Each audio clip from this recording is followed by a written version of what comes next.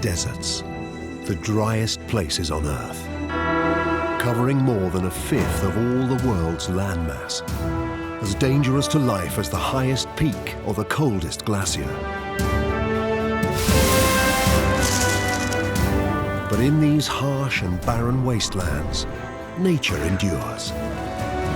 People have lived in the desert since the beginning of time.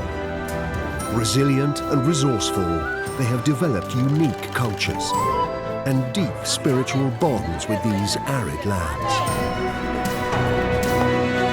But the modern world of commerce and industry is encroaching on the desert, claiming its resources, changing the delicate balance of life. Now, more than ever, desert people must adapt to survive. This series tells their story of struggle and endeavor, of humanity's continuing relationship with the most challenging places on Earth.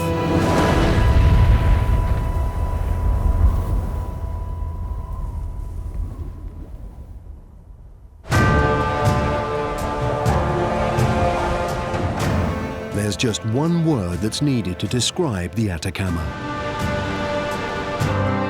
Dry. Parts of the desert are completely arid, virtually sterile. Not even bacteria survive. The Atacama stretches for 1,000 kilometers along the shores of Chile and Peru. Coastal mountains to the west and the giant Andes to the east block out the rain clouds. In some places, it hasn't rained for 4 centuries. And yet, miraculously, people have found ways to live here. The human face of the Atacama expresses joy as well as a simple determination to survive. But there's a darker side to this desert story. The Atacama is so dry, it preserves like nowhere else the dirty secrets of its ancient past. And there's no hiding place here for the evidence of much more recent terrors. Today, water has become a precious, private commodity. Mining corporations buy it up. Residents go thirsty. Yet these barren, moistureless plains may give us our best chance of finding water and life billions of miles away. A place awash with contradictions. This is the Atacama, the driest desert.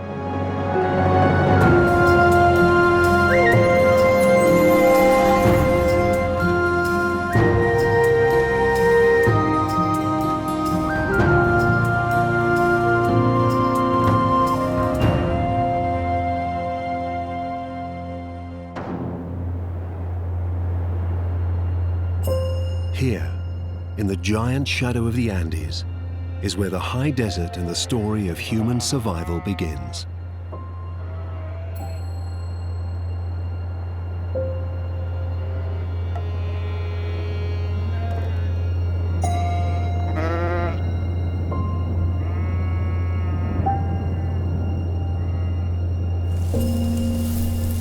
Benita Panire is a survivor.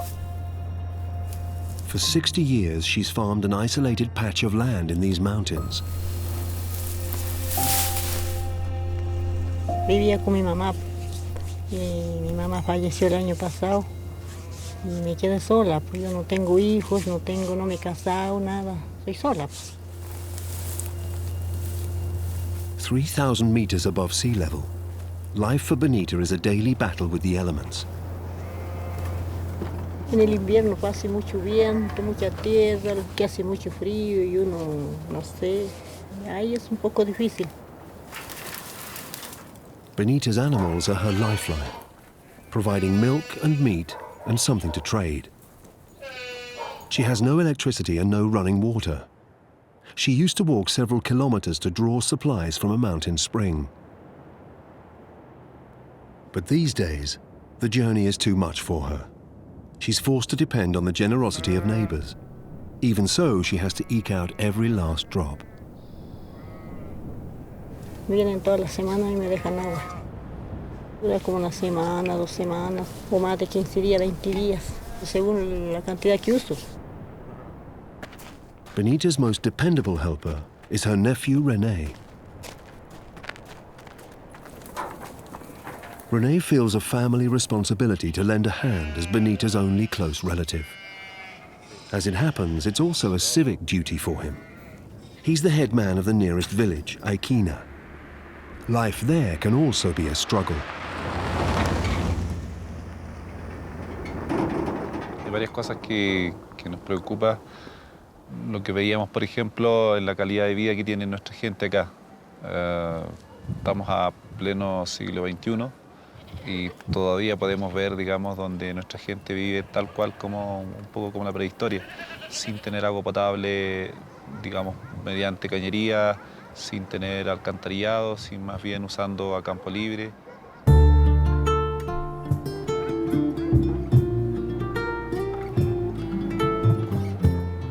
Sprawling across the hillside, Aikina looks for all the world like a substantial settlement. In fact, its permanent population is no more than 70.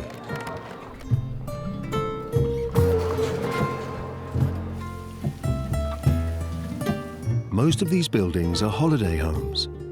For much of the year, they lie empty until it's party time.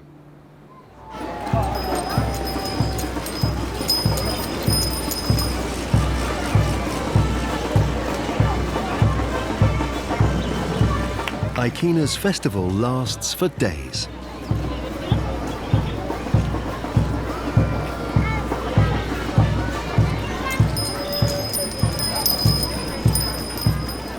The festivities honor the Lady of Guadalupe.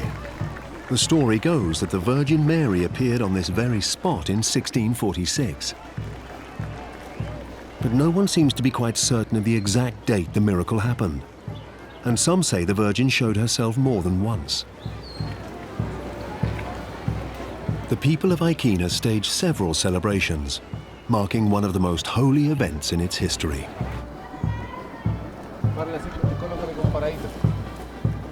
Family ties are strong here, and everybody has a part to play.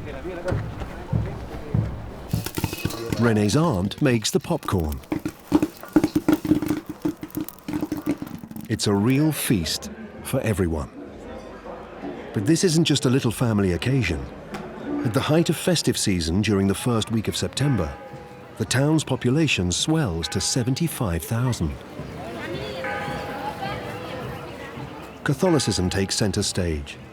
But religion here is enriched with customs that were already sacred when Christianity arrived with the Spanish conquistadors. The villagers are descendants of the Aymara, indigenous people who have farmed in the shadow of the Andes for more than 2,000 years. The costumes, the music, the dances all date back to an era before Europeans ever set foot here. So too does the secret of how the Aymara managed to establish themselves here.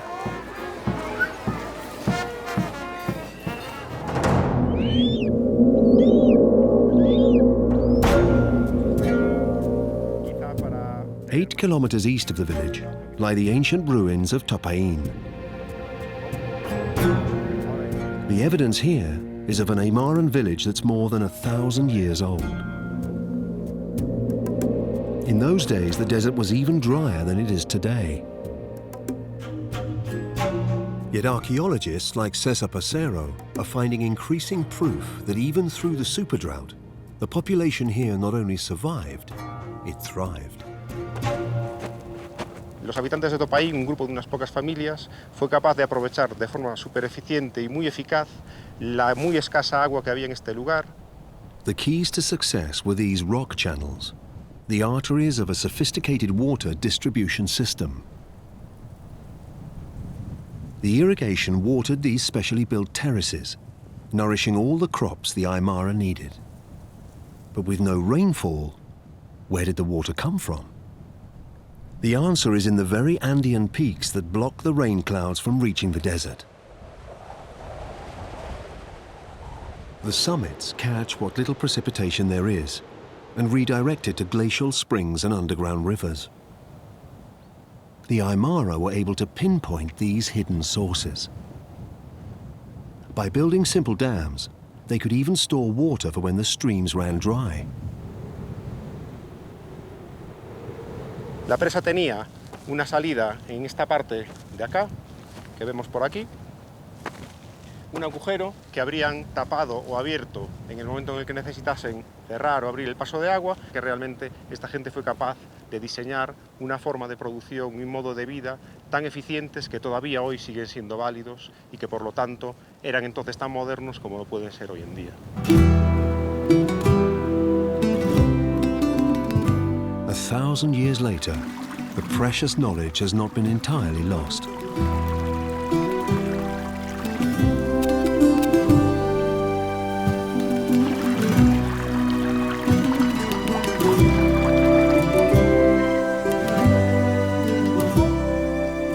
Today, on the hill slopes beneath Aegina, there's a hidden oasis. Terraces of vegetation are irrigated by water channeled from a mountain spring, using techniques pioneered a millennium ago.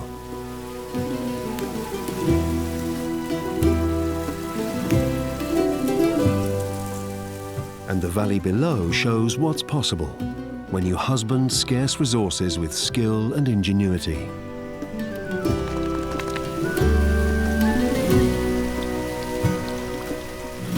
In turning the desert green, the people of Aegina are also celebrating their Aymaran heritage.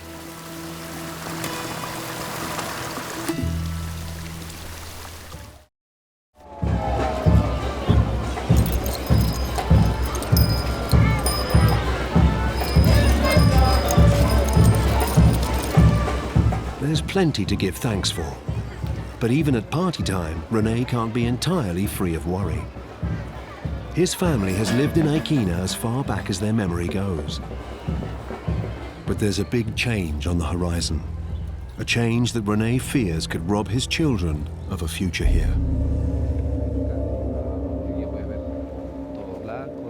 A few kilometers to the west, there are more ruins. The remains of a village that once thrived like Aegina. René is keen for his son to understand what happened here.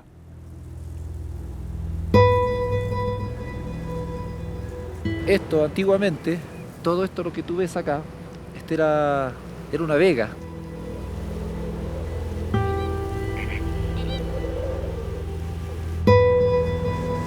Acá habían llamos, corderos, habían cabras, habían parinas, patos, de todo.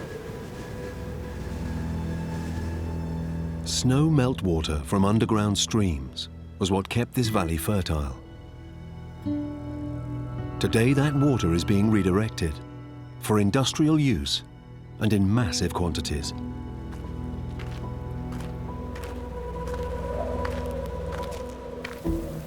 Every hour, wells like this one pump millions of liters down the pipeline. All that's left is the little that leaks out. René's nightmare is that one day big business will come for the water that keeps his village green.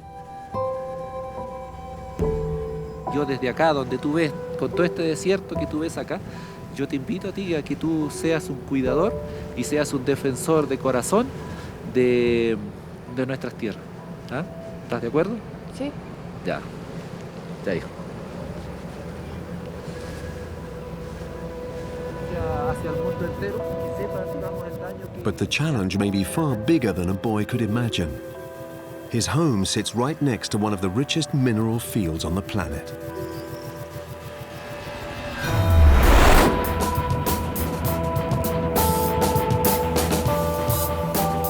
The ground may be parched of water, but it's full of precious metals. Gold, silver, iron, copper, lithium. All these have been laid down here by geological processes unique to the desert environment.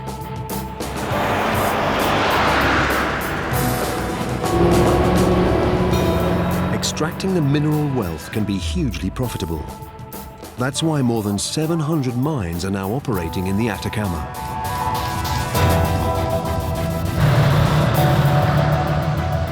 Chile is the world's biggest producer of copper, and 25% of the world's lithium lies beneath its surface rock and salt lakes.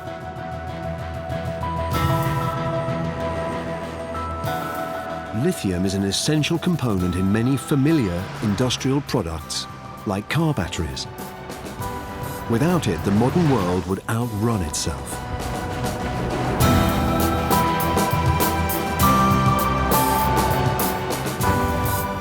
But the extreme desert environment that forged the Atacama's underground wealth is also the biggest obstacle to extracting it. Mining requires water, and on an industrial scale. And water, of course, is the one resource that's in short supply. This is Kiawa. According to official records, it's the driest town on Earth. Natives of Kiawa can only dream of rain on their faces. The town's dusty weather gauge hasn't registered measurable rainfall for 40 years. Yo me voy a morir, tampoco voy a ver. Tampoco va a caer un milímetro de agua. Pero como le dije, yo tengo la esperanza. Bueno, quédese con esa esperanza, ¿no? Esperaremos. It's just as well Andres Palape has something else to occupy his time. He keeps the only hotel in town. Each time a guest checks in, there's a special conversation to be had. Aquí en Quillagua el agua se relaciona porque es poca el agua que nos dan. Y yo con el agua que estoy recibiendo no se puede gastar más allá de 42 litros de agua diario. On a daily basis, the residents of Quillagua use 20 times less water than people in the United States. The water they are allowed to use has to be brought here by truck.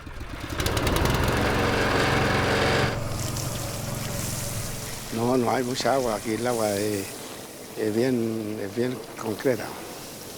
Hay que ocupar lo justo y necesario, ¿no?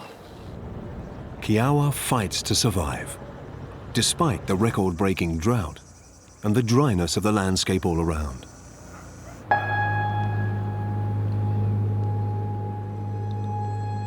Remarkably, there's evidence of human settlement here stretching back 10,000 years and more, longer than almost anywhere else in South America. An ancient civilization known as the Chinchurro flourished here. The landscape itself bears the evidence. The dry desert has preserved this rock art, prehistoric statements in stone, still visible thousands of years later.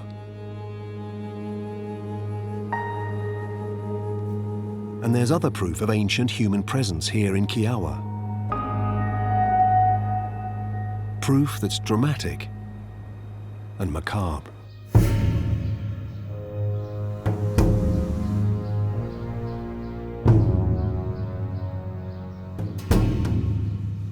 Mummies. Vessels of communication between the living and the spirit world. The ancients painted their dead and mummified them with open eyes and mouths. In magic rituals, they were said to see this world and the next, and to speak to both. The mummies have been dated as roughly 2,000 years old.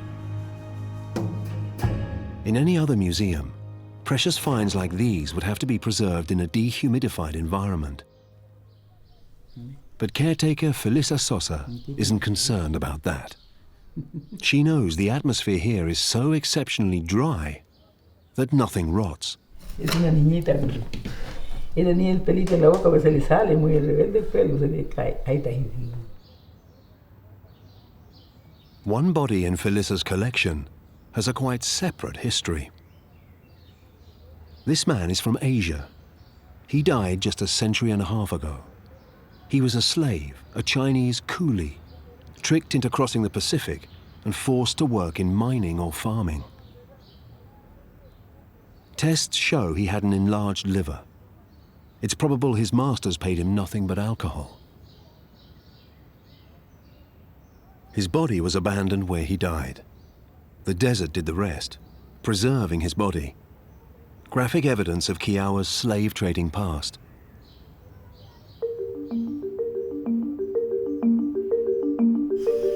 In choosing to trade here, his 19th century masters were no fools. Kiowa was an oasis. The life-giving water flowed in the form of the River Loa. Fed by Andean glaciers, the Loa is the main watercourse in the Atacama. At 440 kilometers, it's Chile's longest river. For thousands of years, the waters of the Loa supported a thriving agricultural society in this valley. The signs here still read, "Welcome to the spa town of Kiowa." But the reality today is very different.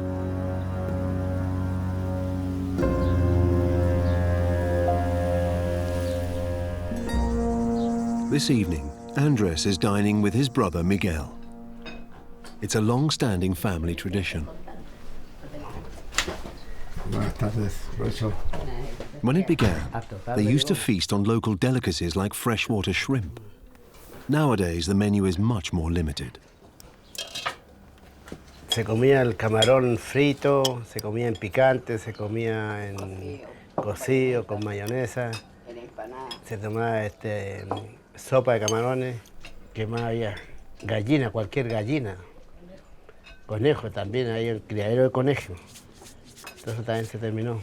Hoy día todo esto hay que comerlo congelado no. Por eso que mi mamá ahora está delgada, porque no come camarones, ni pejerreyes, ni gallinas frescas. Eso sí, ¿no? Me encanta. Today's limited choice is due to the huge environmental change that Miguel has witnessed. Bueno, en mis manos tengo yo unos recuerdos del año 82 como hasta el 87 más o menos. Y acá tengo donde este mismo campo que estamos hoy día parados. When Miguel was young, the River Loa flowed freely through his parents' farmland. The family grew crops, alfalfa and maize, and they fished for shrimp, the sweet river variety for which Kiowa used to be famous. Pillé unos más grandes, eran así inmensos. Y la tijera, era así la tijera, era inmenso. Eso pillamos con chapa de golpe. Con uno queda listo, uno va al desayuno. Un buen desayuno con cebolla frita, era delicioso, muy bueno. Kiowa's demise was swift. In the late 1980s, the government reassigned 2/3 of the river's water for industrial use. A decade later, much worse was to follow. 125 kilometers upstream from Kiagua is one of the world's largest copper mines. Run by government-owned Codelco, it's the only mine in the region that uses toxic compounds of xanthate in the metal extraction process. Tests proved that in 1997 and in the year 2000, levels of xanthate and mercury in the River Loa were extremely high. Cuando llegó una contaminación, sonaron todos se murió, todo lo que hay a su alrededor mató el agua. Como me explicaba, como petróleo, así como... pero botaba una espuma, tenía mucha espuma esa agua. Arsenic levels were several thousand times higher than normal. It was a fatal dose. Tanto los camarones como los pejerreyes, la alfalfa murió en ese tiempo. Los animales no se les podía dar de esa agua, que era el agua dulce, hasta que pasara el proceso de la contaminación. What happened next sealed Kiowa's fate. Developers offered to relieve people's burdens by buying their polluted water. In Chile, water is a private commodity. Even in the Atacama, people can sell their usage rights to the highest bidder. Unable to farm the polluted and unproductive lands, many in Quiahua felt they had little choice but to sell up and leave. Entonces no es que puedan echarle la culpa que vendió la gente el agua. Mi padre fue uno de los que vendió también sus derechos de agua. 75% of the town sold their polluted water to the industrialists. Now, Quiahua is dying. Almost all the young have left in search of better opportunities in the city. But the story isn't unique to Quiahua.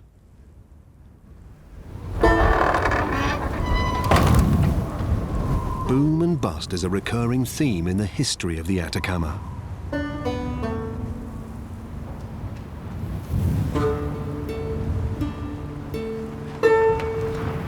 The desert is full of ghost towns. Settlements that prospered with the discovery of mineral wealth, only to be abandoned once their resources had been plundered.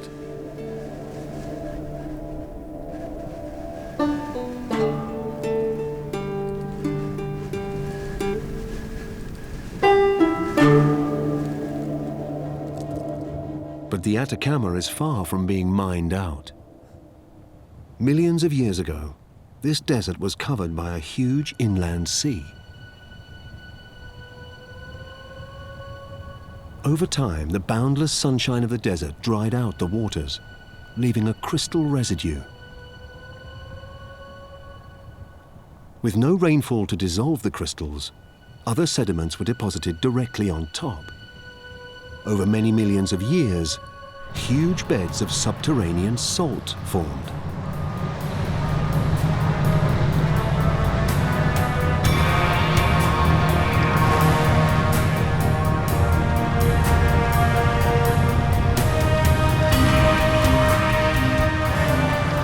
Sala Grande de Tarapacá is an open-cast mine on the desert coast.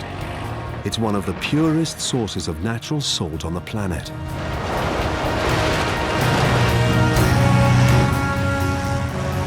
The deposits here are 5 kilometers wide and 45 kilometers long. There are billions of metric tons of salt here.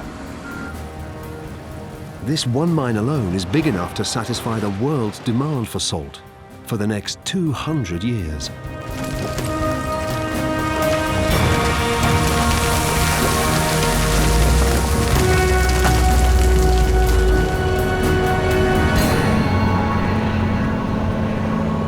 Another mineral brought the Atacama sudden wealth and sudden ruin.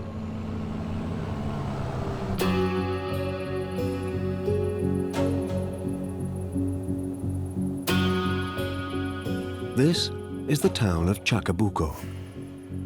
It was built in 1924 to facilitate the mining of one of the most lucrative compounds ever dug from the sand: sodium nitrate, otherwise known as Chile saltpeter. Formed over 20 million years by volcanic activity, saltpeter was first mined in the Atacama in the 1820s. It soon became a key ingredient in products like fertilizers and gunpowder. During the First World War, as demand boomed, hundreds of mines and processing plants worked the desert. Industrial towns were thrown up to house workers. Railways were laid down to transport the nitrate powder to the coast for export. In Chacabuco's heyday, Chile was producing 2/3 of all the world's fertilizer. It was hard labor, but the workers flooded in. The town boasted the best amenities money could buy: a plaza, a theater, a hospital and a church, said to be one of the most beautiful in northern Chile. But the glory days weren't to last. In the 1920s, Germany developed a synthetic saltpeter. It proved just as effective as the natural thing at a fraction of the cost. By the 1930s, the industry here was in dramatic decline. Chile's economy collapsed. Today, the Atacama is littered with abandoned saltpeter towns, nearly 200 of them. But for Chacabuco, economic collapse wasn't the end of the story.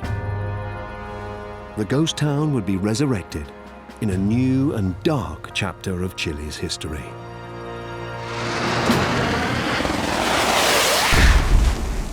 On September the 11th, 1973, General Augusto Pinochet ousted Chile's democratic government in a military coup. Backed by the United States, Pinochet moved quickly to consolidate his grip on power by annihilating his socialist opponents.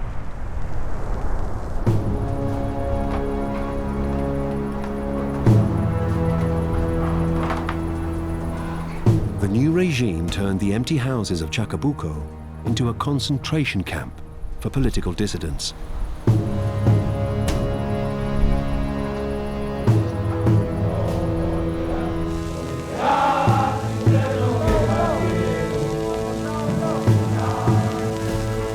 "1,800 prisoners were incarcerated here. Students, teachers, professionals, laborers, anyone considered an enemy of the state. In all, under Pinochet, 250,000 people were detained. Behind the barbed wire, under the watchtowers, torture and violence were meted out.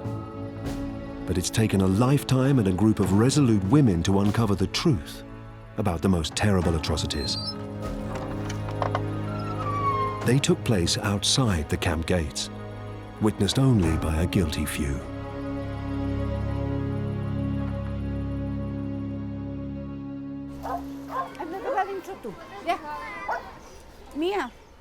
Violeta Berrios lives in Calama, a city deep in the desert. Alone, with her 5 dogs. Qué agüita, pero son mi vida. A mí me llenan la vida ellos. No sé qué haría si no tuviera mi hijo. Violeta's life wasn't always like this. 40 years ago, she was a young woman in love. Sí, era un moreno muy lindo. Mario era un hombre común y corriente, trabajador, pertenecía a un partido de izquierda y eso lo llevó a la tumba. In September 1973, a Chilean army squad was heading for Calama. They would become known as the Caravan of Death. Led by Army Brigadier General Sergio Ariano Stark, the squad descended on 4 cities in northern Chile. Their mission? To identify socialist sympathizers. Mario was one of those who was targeted. Hija, venga. Mario fue detenido el 30 de septiembre. Había una subcomisaría y ahí llevaban a todos los detenidos y ahí los torturaban y hacían todo lo que querían. Yo no lo había visto desde el 30 hasta el 13 o 14 de octubre que lo vi. Era un guiñapo humano. O sea, había perdido todo el peso que tenía. Tenía tajitos en la cara, en la frente, en los brazos. Y yo nunca me voy a olvidar, por Dios, Mario, le digo yo, ¿cómo estás? Me dieras el cuerpo, me dijo. Violeta would never see Mario again. The Caravan of Death had got its man. Fui a la cárcel a preguntar por Mario y ya Mario no estaba, eran como las 6 de la tarde. Y de ahí me fui ante esta familia, la familia Rodríguez. Cuando llego a la casa de la familia Rodríguez, siento llantos, pataletas, gritos. y golpeé suavemente y me dice, los mataron, los mataron. Mario and 22 others from Calama had been murdered. Shot or stabbed, their bodies were thrown into a mass grave in the desert.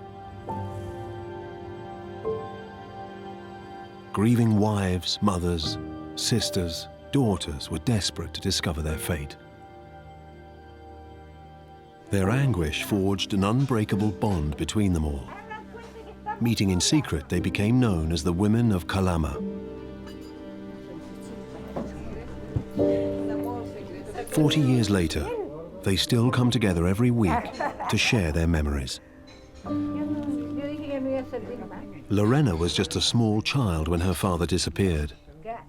She sought comfort from friends, only to find that Pinochet's terror had thrown up barriers of distrust. Todo así se confabulaba en todas las familias. ¿Cómo te llamas tú? Ah, ¿y tu papá de qué murió fusilado? Ah, fusilado. Y ahí el linde, al tiro. Por lo menos más de uno de nosotros nos pasó esa situación. Fue terrible. But the women of Calama would not be intimidated. In secret, they resolved to find the bodies of their loved ones. Just months after the murders, they began to search the desert. It was 17 long years before they found what they were looking for. They dug up the mass grave expecting to exhume bodies. All that they found were fragments. Ellos fueron enterrados en una parte y después los sacaron. Y nosotros lo que hemos encontrado son restos de restos. O sea, no es gran cosa. Son pedacitos, son vértebras, son falanges, uñas, piezas molares.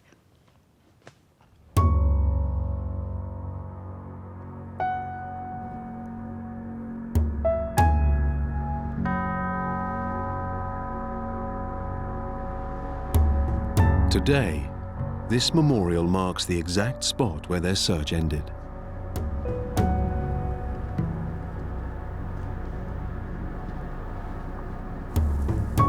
But in a desert that preserves the dead like nowhere else, a mystery remained. Why did they fail to find whole bodies in the sand? Eventually, in 2007, more than 30 years after the men disappeared, witnesses came forward to explain the mystery. The women finally learned the truth. A few months after the executions, realizing the desert would preserve the evidence of their crimes, the military had returned to the mass grave. They dug up the human remains using bulldozers. They loaded them into a transport plane and dumped them into the sea. We may never know precisely what inhumanities happened here that night. Yet the women of Calama are relentless in their search for answers.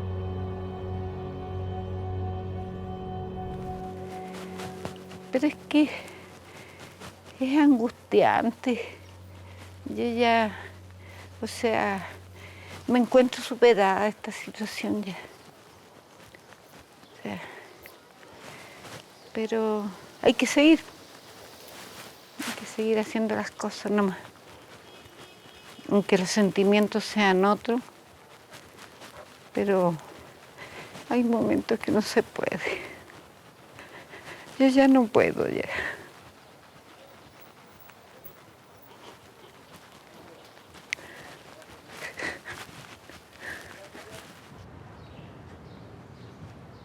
Ya, chao.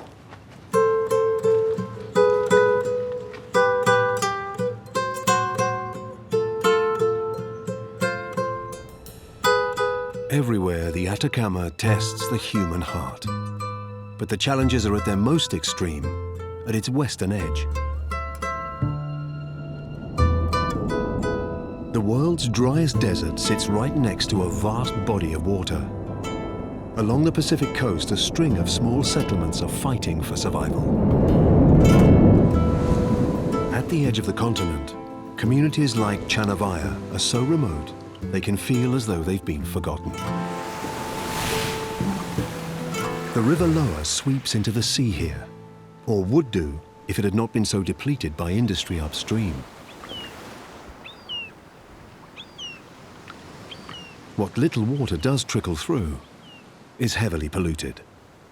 So Chanavaya has to depend on water brought in by truck, and for weeks the vital delivery simply hasn't shown up. Lo más importante, el agua. El camión no puede estar más de 10 días sin venir a la población, porque eso me va a obligar a declarar la población insalubre. Matters are desperate, and the authorities aren't returning their calls. No sé, pues es increíble. But today sees an electioneering visit by the district mayor. Electoral coincidence or not, earlier this morning, for the first time in 27 days, the water truck finally arrived. Chanavaya needs champions. Unfortunately, it has a very gutsy one. Sonia Moreno counts herself as lucky to have grown up here. It was a community that valued education, and inspired by her coastal childhood, she went on to graduate as a marine biologist. But now she's left a successful career in the city to join the fight for Chanavaya's future. Esta es una caleta muy emblemática en esta región. Es una caleta que no tiene problemas sociales, droga, alcohol, prostitución, delincuencia. La única de las 8 caletas del borde costero. Y es porque los pobladores están educados. Y yo pienso que con la educación de ellos vamos a llegar más lejos. Sonia takes pride in the small steps that Chanavaya has taken to help itself. Ya empezamos próximamente a instaurar las energías renovables por las calles, a iluminarle las calles, para demostrarle a la autoridad que con buena voluntad sí podemos hacer una caleta sostenible y sustentable.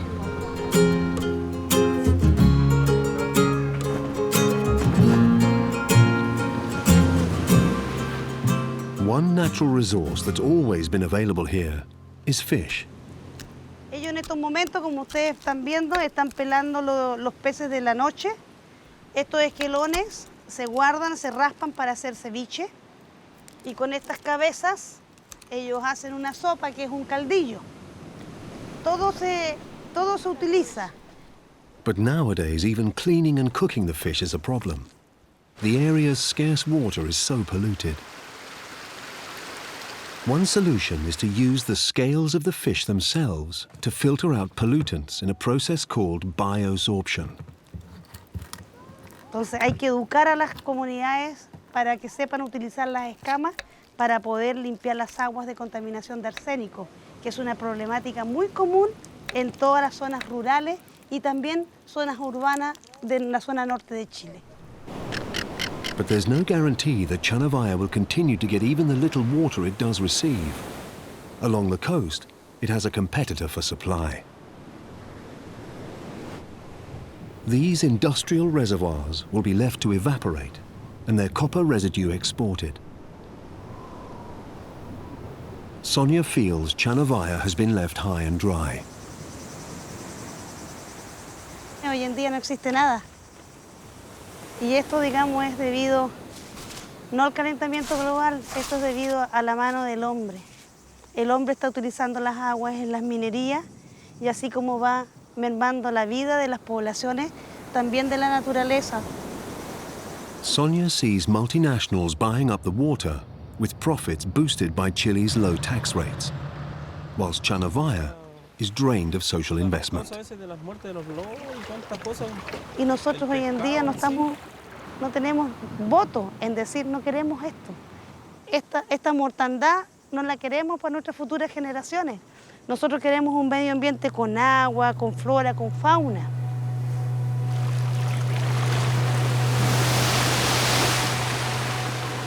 For Chanavaya, every drop is precious.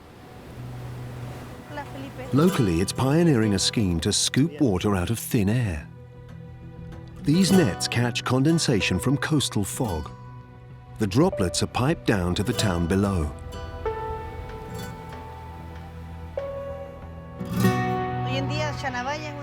Sonia is always keen to demonstrate the system to others who may adopt it across the region. Y estamos en enero instalando el primer sistema de riego a goteo en el borde costero para hacer más eficiente el uso del agua.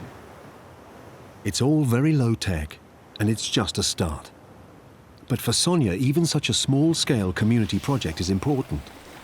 It's a sign that she was right to come home and make a stand.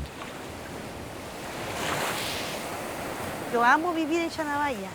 Esto es impagable, la tranquilidad, el mar ahí mismo. Entonces, debemos luchar para no perderlo, para poder tener nuestra generación futura aquí. Lo bueno de todo esto, que nuestros chicos, los jóvenes, son los que han ido creando la conciencia ecológica. Chanavaya's struggle for survival continues.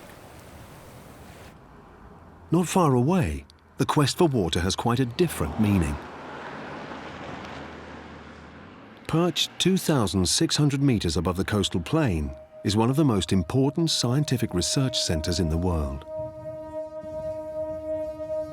Here, at the European Southern Observatory, astronomers are searching distant galaxies. This is an internationally funded venture, a scientific oasis. Every night here is another working day. Nuestras vidas están totalmente desplazadas aquí en el observatorio. Tenemos que dormir las 7 y las 2 de la tarde. A las 2 nos levantamos, venimos a tomar desayuno y este es el primero de una larga serie de cafés. Hay que mantenerse despierto de alguna manera, especialmente al final del turno.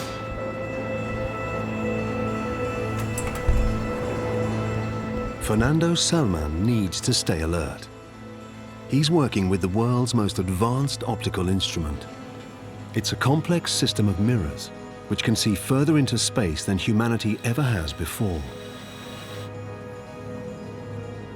It's so powerful that it can distinguish distant images as small and as dim as the headlights of a car on the moon would be to the naked eye.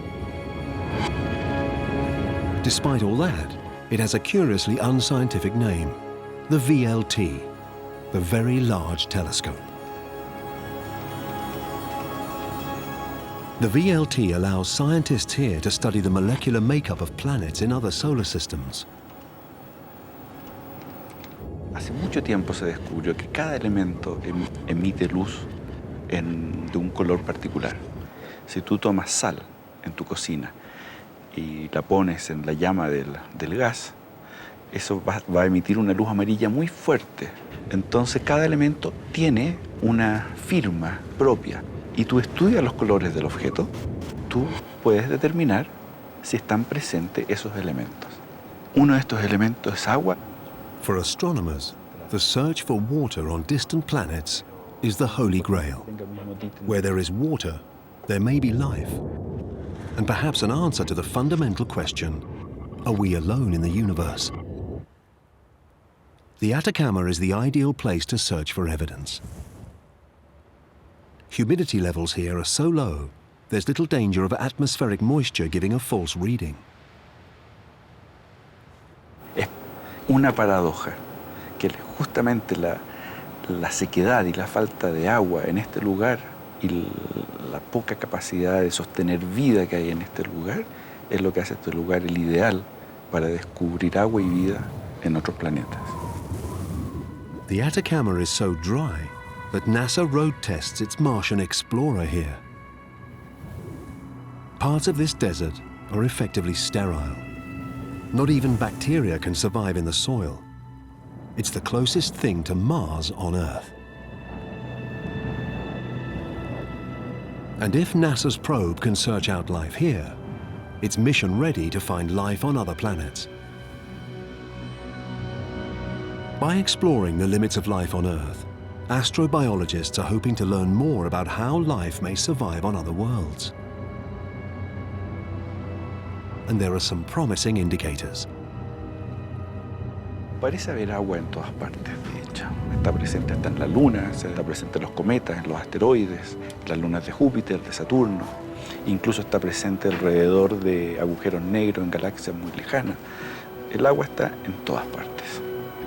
But Fernando knows the presence of water is not enough. To sustain life, it must exist in a stable form. Si no tuviésemos agua en estado líquido aquí en nuestro planeta, la vida no sería posible. No nos basta con el vapor. While the ultimate question about life on other planets remains unanswered, this unique desert location is a daily reminder to the scientists here that our home in the universe is a very special one. Planetas exactamente como la Tierra no se han encontrado. Es una de las labores que pienso que debemos dedicarle tiempo en difundir este conocimiento, que nuestro planeta es único.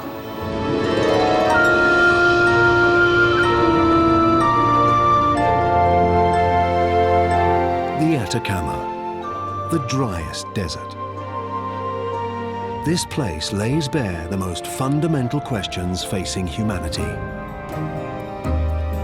Questions about the world and our place in it.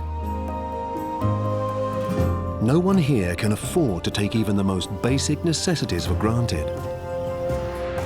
And yet it's a place where fortunes can be found and extracted.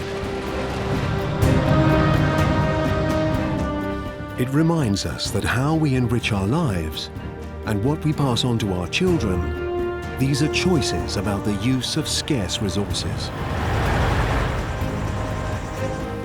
If what sustains life is worth pursuing to the ends of the universe, and if what denies life is worth exposing no matter what the cost, the Atacama reveals in the clearest possible light how the balance of nature rests in our hands.